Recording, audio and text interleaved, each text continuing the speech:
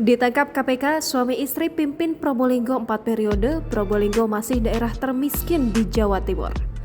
4 periode suami istri jadi kepala daerah di Probolinggo, nyatanya Probolinggo masih menjadi daerah termiskin di Jawa Timur. Kini suami istri tersebut diciduk KPK.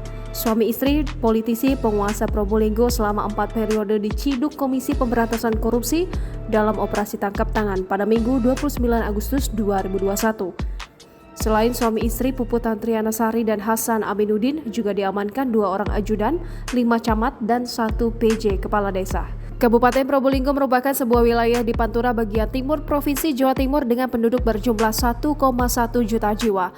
Penduduknya tersebar di 24 kecamatan yang berada di daerah berkontur pesisir pantai maupun pegunungan atau Gunung Bromo.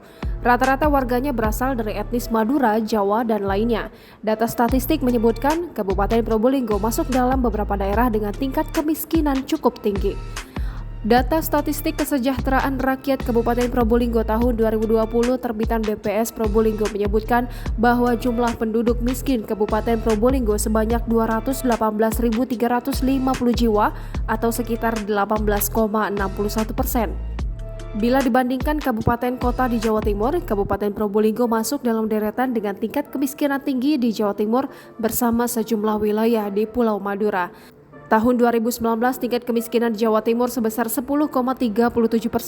Saat itu tingkat kemiskinan di Kabupaten Probolinggo sebanyak 17,76% atau di atas rata-rata tingkat kemiskinan Jawa Timur. Jangan lupa subscribe, share, komen, dan like ya!